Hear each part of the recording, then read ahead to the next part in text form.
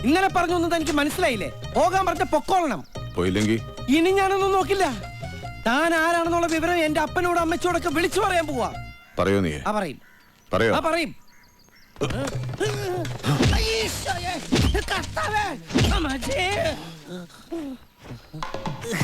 കൊത്തി കൊത്തി മുതുകത്തേറി കൊത്തിയല്ലേ.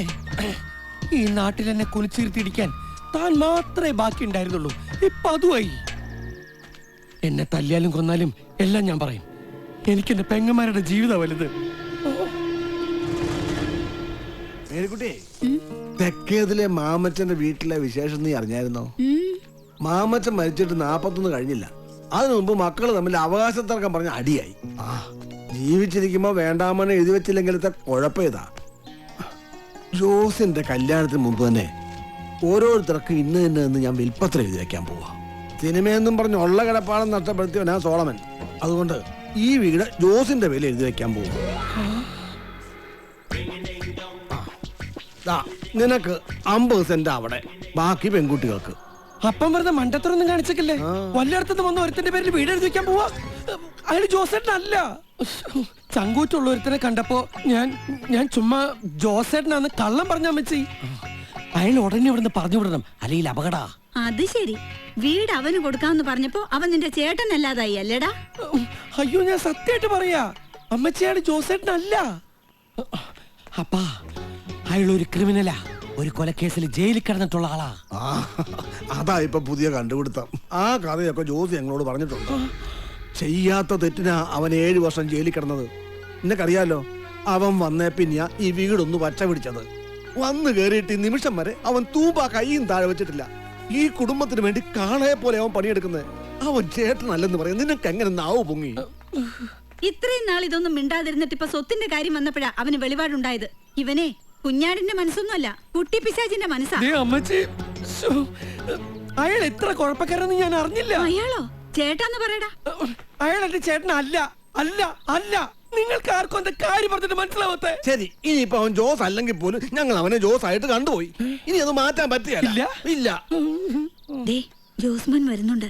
അവൻ ഇതൊന്നും അറിയണ്ട. അപ്പച്ചാ, ആരുടെ അപ്പച്ചൻ? നീ ഉണ്ടാടാ. എന്നാ മോനെ? ഇവിടെ ഒരു മാവ് വന്നിരുന്നല്ലോ, അതവിടാ? അത് ഈ ഭാഗത്തായിട്ടാ. ഈ വീട് പുതുതായിട്ട് വെച്ചപ്പോ അത് മുറിച്ചല്ലേ ഈ ചായപ്പിലെ പലകയൊക്കെ അടിച്ചത്.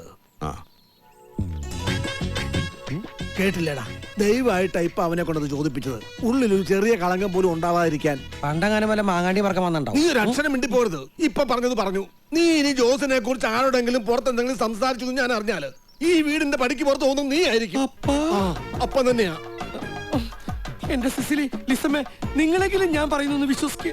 അയാള് ശരിയല്ല. നിങ്ങൾ സൂക്ഷിക്കണം. അയാള് പെൺകുട്ടികളെ ഉപദ്രവിച്ച് കൊല്ലുന്നവനാ, പെണ്ണുപിടിയനാ. വല്യേട്ടനെ കുറിച്ച് വെറുതെ അനാവശ്യം ഒന്നും പറയണ്ട. വല്യേട്ടൻ പാവാ. ഇവൻ എന്നെ ഭ്രാന്തായോ? അതെ, ഭ്രാന്തായി. ഒരു കാര്യം ഞാൻ പറഞ്ഞേക്കാം. എന്തായാലും ഞങ്ങൾ ഒരുമിച്ച് വീട്ടിൽ വാഴില്ല. ഒന്നെങ്കിൽ അയാള് അല്ലെങ്കിൽ ഞാൻ. ആര് വേണമെന്ന് ഇപ്പൊ തീരുമാനിച്ചു പറയണം. കുടുംബത്തിന് വേണ്ടി കഷ്ടപ്പെട്ട് പണിയെടുക്കുന്നതിനെ പുറത്താക്കിയിട്ട് നീ ഇവിടെ നിൽക്കണമെന്നില്ല. അത് ശരി. തണ്ടും തടിയുള്ള ഇത്ര കാശ് കൊടുക്കാണ്ട് പണിയെടുക്കാൻ കിട്ടിയപ്പോ ഞാൻ ഒന്നിനും കൊള്ളാത്തവനായി അല്ലേ? നീ ഒന്നിനും കൊള്ളാത്തവനാന്ന് ഞാൻ പറയല. സിനിമയുടെ പേരും പറഞ്ഞ് വീട് വിറ്റ് കളിക്കാൻ നിനക്കറിയാം. കിട്ടാത്തൊരു പെണ്ണിനെ പ്രേമിച്ച് ജീവിതകാലം മുഴുവൻ അതിന്റെ പേര് തല്ലുകൊള്ളാനും നിനക്കറിയാം. സ്നേഹിച്ച പെണ്ണിനെ എനിക്ക് കിട്ടാത്തൊരു കാരണക്കാരൻ അപ്പം തന്നെയാ. ആ ഇട്ടിച്ച മുതലാളി സ്നേഹിച്ച പെണ്ണിനെ അപ്പ തട്ടിയെടുത്തിന്റെ പേരിൽ ദുരിതം അനുഭവിച്ചോണ്ടിരിക്കണം ഞാനാ. അതുകൊണ്ടാണ് ഇങ്ങനെ സംസാരിക്കാൻ നീ ഇപ്പൊ ഈ ഭൂമി നിൽക്കുന്നത്. ജനിപ്പിച്ച തന്തയുടെ തള്ളയുടെ ബന്ധത്തെ നീ അവഹേളിക്കുന്നു. ഇറങ്ങാ പടിക്ക് പുറത്ത്.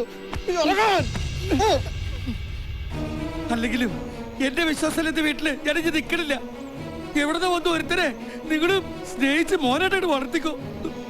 കുടുംബം നശിപ്പിച്ച ഈ ഒന്നിനും കൊള്ളാത്തവൻ ഇവിടുന്ന് കുട്ടികളും പോക്കോളാം.